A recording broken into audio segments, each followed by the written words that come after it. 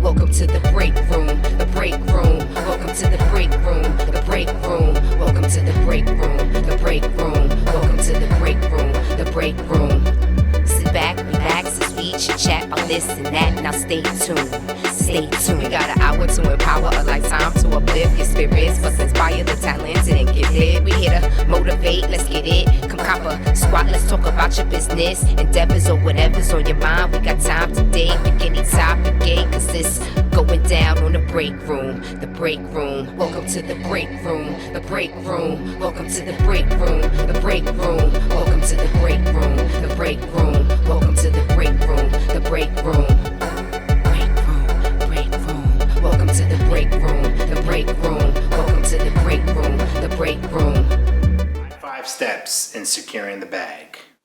So number 1, you found your niche. Number 2, you perfected your craft. Number 3, you built your brand and you promoted it. Now we're going to get to number 4. This is the most obvious, and this is the one you hear every single day, and it's always going to be true. Hustle. Once you've reached your goal, it's time to maintain it, to ensure that your brand stays relevant, profitable, and reliable. Obtaining the bag is one thing, but securing the bag and knowing that it's always going to be there is a whole nother ballgame. And the only way you're going to get to that is to hustle like you've never hustled in your entire life.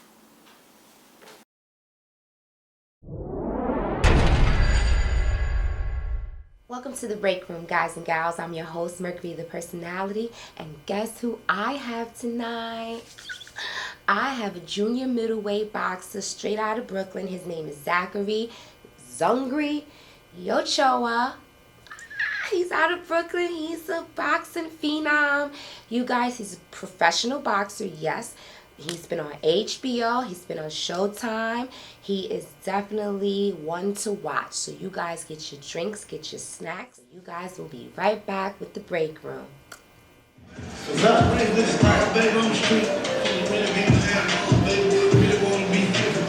a Bank of America up here, right? Yeah, I'm rolling. Whoa, okay. So, Zungri, what we doing? Neck exercises. Okay, yes. Just give him a little bit of resistance on his neck.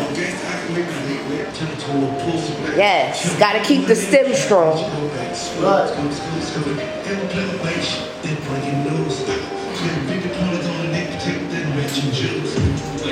So when did you start? When I was 13, 14 years old, I started boxing. Okay. Because I was fighting too much in the street.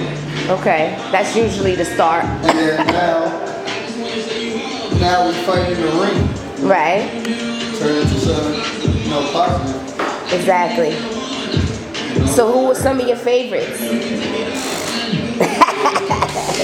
I know the list goes long, right? This is very long. It's very long. I mean, there's a lot of, like Muhammad Ali. Of course.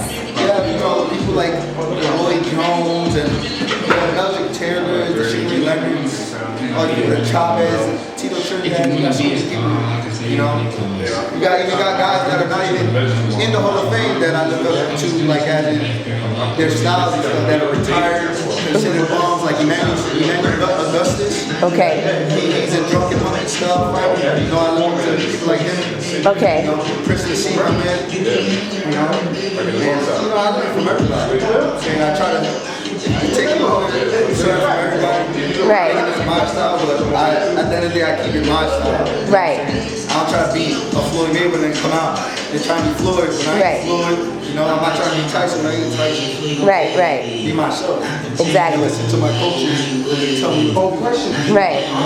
So you just incorporate like their drive and their determination and things like that, but then you just make it your own. You make everything your own because you're pretty fluid. Like how old are you? Yeah, 25. 25. Oh my God, you're young as hell. But you're really, really fluid. Like you've been boxing since you came out the womb, kinda like. So what do you attribute that like confidence and that fluidity? Like did that just come naturally or? I always played sports when I was always like had a lot of good rhythms, you know what I'm saying? Okay. I know how to dance, so I'm not super hang, I know how to do a lot, I can do anything. You know, I can play any sport. Okay. But boxing is my thing, I like to fight. You like to fight. So me liking to fight makes it even better, you know? Where'd you grow up? I grew up right here. Right here, Brooklyn, Brooklyn. Ah! South side? Okay. South side of Williamsburg, like the Bushwick area, okay. That's like the west side of Bushwick then, yeah. Okay. Awesome, awesome. So what schools did you go to did you get kicked out of schools and stuff because you was fighting all the time? I got kicked out of my elementary school. And that was it? 50, got kicked out, went back. I was only a little kid. Junior high school. You said what school was that? Elementary? Okay. And then I went to 318, which is 2 blocks away. Okay. 318, and I got kicked out of there when I was in the 8th grade because I started a riot in the park. And then I didn't graduate. And I went to high school, got kicked out of my first high school in Van Arsdale. Okay. Yeah, the Eli Whitney, the old Eli Whitney. Then I finally went back to what do you call it? A transfer school. A transfer. Only kids from 17 to 21 could go, so all the girls are pregnant. Oh my All God. the guys had tattoos, and that's where I graduated from. Oh, okay, okay. That was the worst of the worst in New York. And when did you graduate? What, 17, 18? 17. 17, okay, cool. Yeah. You got it. You got that over with. And then you was like, look, let me just do pro. You turned pro after that. Yeah. That's what I'm talking about. So when was your first fight? My first fight was in 2011 Okay. in September 8th, and I won by 4th round knockout. Oh, nice. See, that's what I like. Knockouts. Yeah. That's what he like. Yeah, cause that's He like my trainer. My trainer is a boxer. Yeah. Everything, and my strength conditioning coach is straight up fundamental knockout. Yes, because knockout. I feel like That's what I need. that's what boxing is all about. Like skill, stamina, of course, technique, of course, but what's the point? You're supposed to be knocking them out. Like, that's what you're supposed to be doing. Canvas, the manner in which he hit the canvas, that is why Jerry hit the canvas, the manner in which he hit the canvas, that is why Jerry. What's the fuck that jam about? Everything else comes out now. He moves very fluid. Yeah, he does. Oh my God. I watched him, like, cause I'm telling you. So when I met him at the press conference, then saw him again at the fight, Miguel Cotto and Saddam Ali fight. I said I gotta check him out, you know, cause he is very charismatic. You know, I'm looking at him fight, even though it wasn't on the card. I saw him. I'm looking at him because I was there, and I'm like, dude is nice. So then I'm watching him, you know, doing his thing on a regular basis, and he has fun with it, and that's what makes a champion. Having fun. Having fun with it, you know. So Always have fun. I'm like, this is my guy. When you tired of having fun, you tired of boxing. Exactly. I have to have fun. Sometimes you get mad and stuff, but you gotta have fun. So do you train every single day? So is boxing your life? Boxing is my Because I know some boxers that say that boxing's their life and they're always in the clubs. It is his life. boxing is my life. You can have fun and stuff, but what are you doing? You know, what are you doing? Right. Are you in the club and you come home at what, 6 in the morning? And can you get to the gym at 12? I can't. Right. I can do all of that. Right. And the thing is, I don't drink or smoke. Right. So I could be out hanging out with my boys, just chilling, having a good time, drinking a Red Bull soda or chocolate milk. Just having a good time eating. Oh, you like chocolate milk? Yeah, I love hot chocolate. Hot chocolate's my favorite. Like, when the winter time comes, sometimes even in the summer, I be looking for hot chocolate. Yeah, I do. I like it. I like. No, I'm just saying, I like it. I like it. I know it's too hot in the summer. Well, I like that too. I like That's ice what I'm cream. saying. I like hot chocolate. I like ice cream in the wintertime, yeah. Ice cream in the wintertime. Yeah, see, first of all, ice cream sells more in the winter than it does in the summer. How you know? Because That's a people, lie. no, it is not a lie. It's very true. Go look it up. It sells more. Their sales go up Because they mostly hold down the house. Yeah, exactly. And people are more depressed. People are more depressed in the winter. You know, they're like, where's my family? Everybody hates me. I didn't get invited anywhere. That's what I do. Didn't get invited anywhere. But you know, we work out here, and then we go to other gyms to spar. Okay. But this is the chamber. This is like, you know what I'm saying, the little trap spot. Right. Here, put our work in. You work on your endurance, your calisthenics. We work on everything. Everything. And then you go in there and you spar. Yeah, we spar. We put in our work, get the job done. And we get it done. We You work. know what, Eric? I'm loving you. I'm loving your little ad-libs. We get the job. We work. Baby, we get the job done. We work, baby. Yes, so, you know, this is the break room field footage. You have me in the background. You know my voice by now, everybody. I'm with Zachary. I told you. Every time I say I'm going to get somebody, I get them. I tell you. I'm on their back like a banshee. I'm on their boat like a barnacle. I'm in Burger King. I'm in Burger King getting a burger. You know how I do. Yes. Getting 2 burgers. Getting his burgers. Yeah, she called me. I'm like, yo. Yeah, my it's eyes me. better be going. I just me. got on the phone with her, and she's already texted me. Yo, you sure? Yeah. I'm like, oh. Yeah. Yeah, I got it. Yeah. Cool. I got her. She deserved it. Yeah, I deserve it. I do deserve it because I mean it, and because the break room is about inspiring and motivating and empowering the creative, the sports figure, the enterprising entrepreneur. So we're here for each other. We got to create contagious support. I got to catch them early. I got to catch them when they're ripe, when they're ready, when they're the best of the best, and they're humble. I don't want to catch you when you at your Floyd Mayweather status, and then you're gonna be like, I don't have time. You gotta talk to my manager. You gotta talk to my manager. Yeah, but by that time, she'll be taking jets with us. You know, see, that's why I gotta get on the ground floor. You know, and I want everybody to get on the ground floor with me because you know I want you on the jet with me too. Like.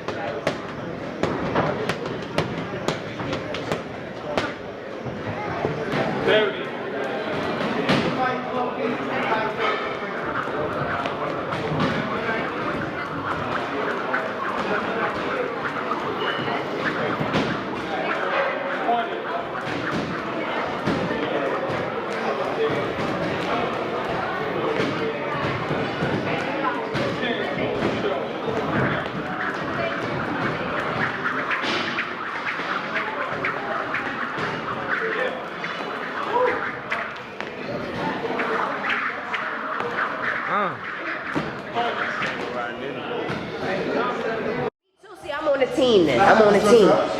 I'm on the team. I'm on the team. This is my guy right here. You guys have to check him out. You got what's your Instagram? Instagram is at Zachary Ochoa. Twitter at Zachary Ochoa. And that's his phone or something. It's beeping. That's the bell.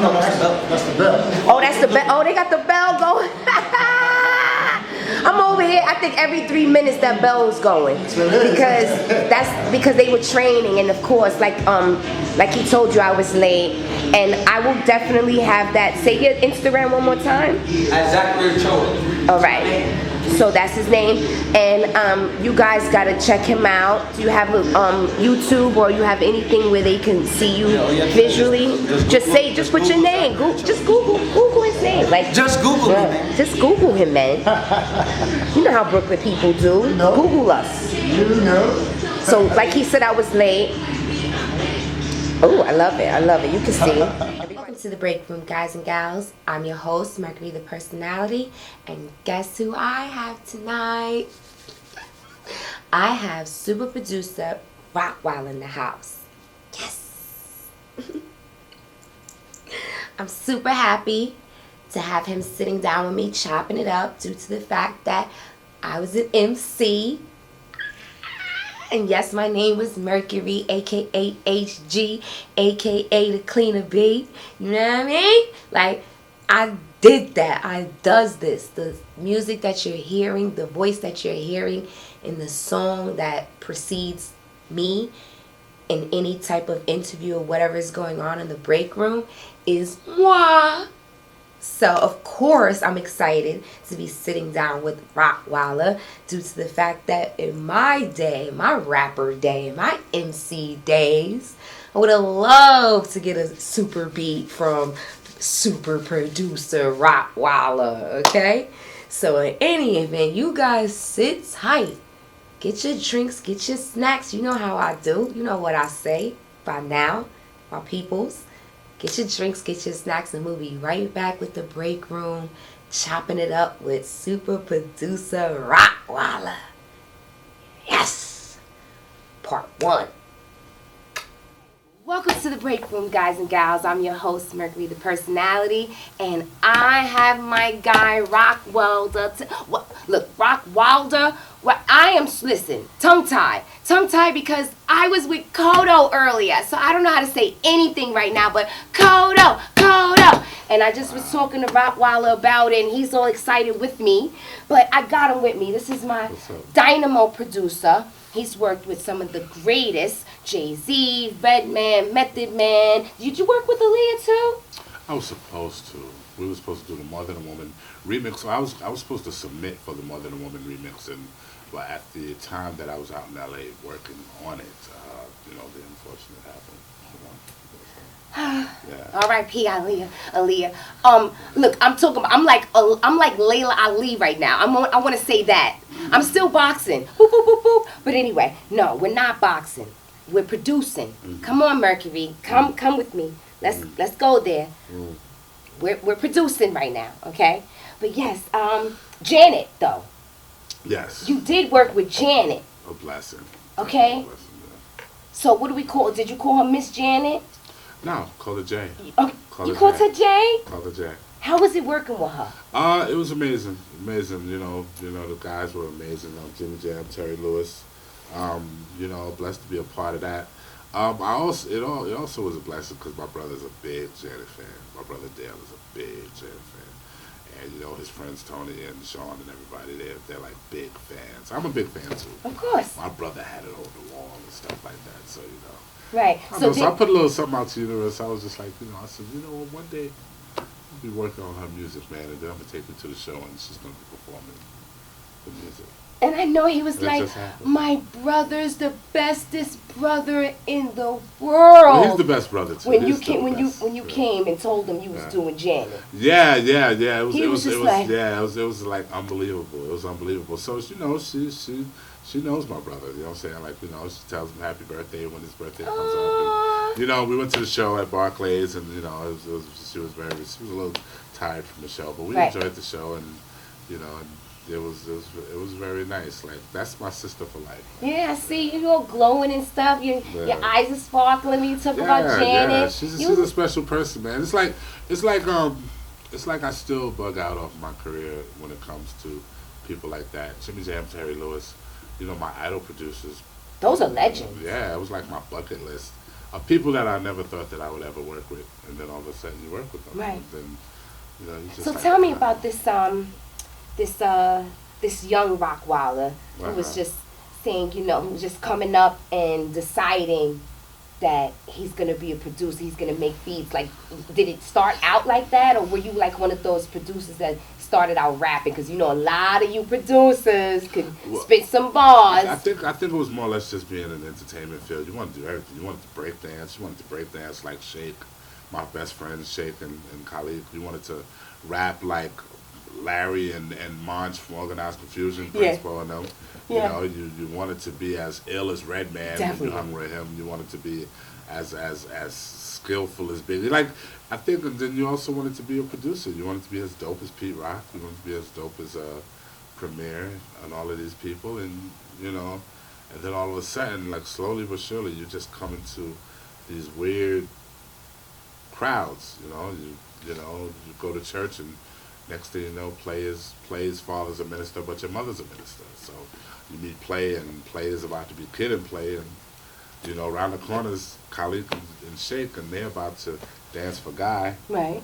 And then all of a sudden, Redman likes your music, and then you're with Redman, and then you're blessed to be a part of people like Mike Orgal, Zan the Man, Teddy Riley when I was down in Virginia, with Life of Riley when I went down there with Zan. Just a lot of great people, man, just along the way. So I'm always like amazed at how that happened. But yeah, it was always my love for music. It was always my love for music. Nice. Just love dreaming through the stereo, Right. Mm-hmm. So did you what equipment did you start off with? Like, what did you start making your first beats? My God, a record player. Okay. A record player and a cassette thing that was built into the record player. You made it? That was you my made first that? production. You made that yourself? No, that was the stereo that came. You remember okay. that? I'm telling my age, but right. It's okay, because I remember that one. Yeah, that stereo with this turntable with the tape deck.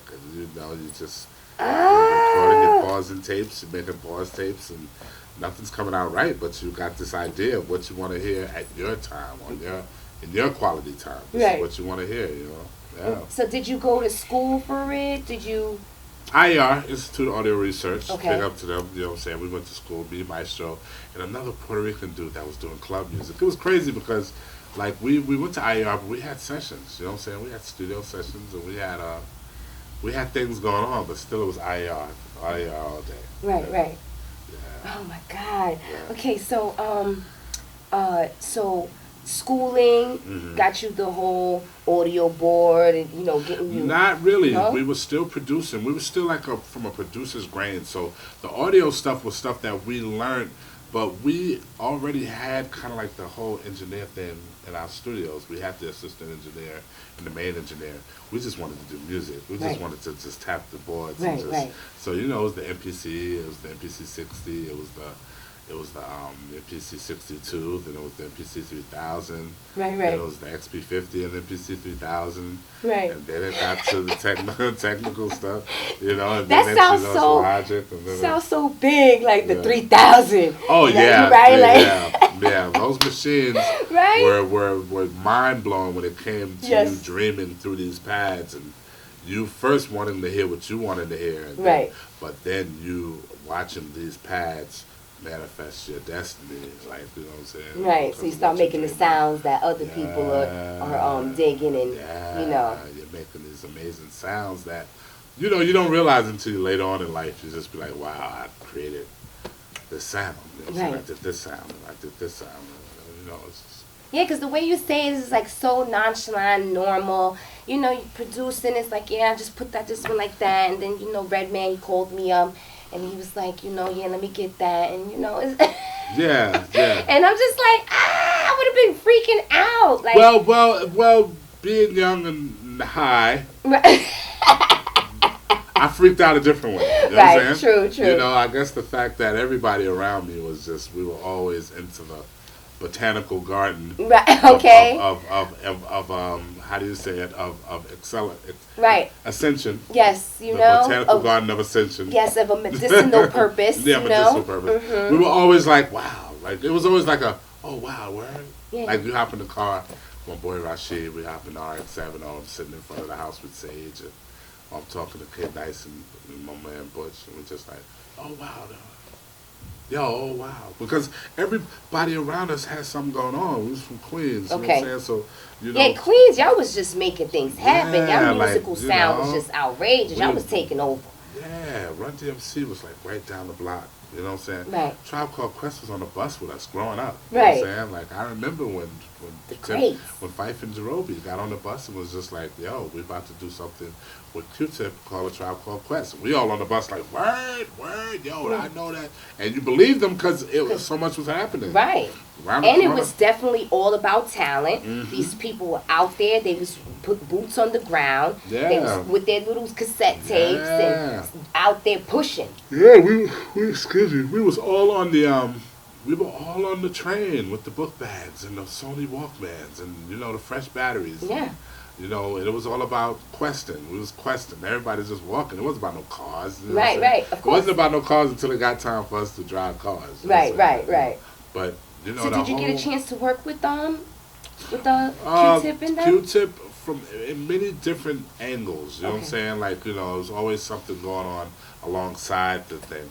Back in the days when they were becoming who they were, I just always felt like whatever that was going on in their production, like it was way beyond me. It was just like yeah, it was like they definitely midnight marauder type. Midnight marauding, like, right? We when they were midnight marauding, we would had our headphones in the crowd, like just right. That's all we knew to do. You know what I'm saying? It didn't really hit us that we were producers until probably the whole Organized Confusion era, where we were with Prince and March, and we were actually a part. You said Prince Poe. I was like, that's my guy. Hi, Prince. Yeah, what's miss up, Prince? Yes, Prince? I miss him so much. We used to talk all the time. That's my guy. Oh man, I gotta hook you with him. I just spoke to him yesterday. Thank you. Tell him. Yeah. If he hears about me, he's gonna be like, If he gets up here and starts speaking his wisdom on the whole I know. hip-hop. Welcome back to the Break Room, guys and gals. I'm your host, Mercury the Personality, and I basically want to let you guys know that you guys are gonna have to sit tight for part 2. All right, so come back and take a break with us here on the Break Room. The Break Room. Come back and take a break with us here on the Break Room. The Break Room. Come back and take a break with us here on the Break Room. The Break Room. Come back and take a break with us here on the Break Room. The Break Room. It was an honor and a privilege to have you come and kick it. Just wanted to say thank you. Hope you learned a little something related to Tab It and see you in the New York hit with a hot minute. Since we sparked your interest, hit us right quick and come back and take a break with us here on the Break Room. The Break Room. Come back and take a break with us here on the Break Room. The Break Room. Come back and take a break with us here on the Break Room. The Break Room. Come back and take a break with us here on the Break Room. The Break Room.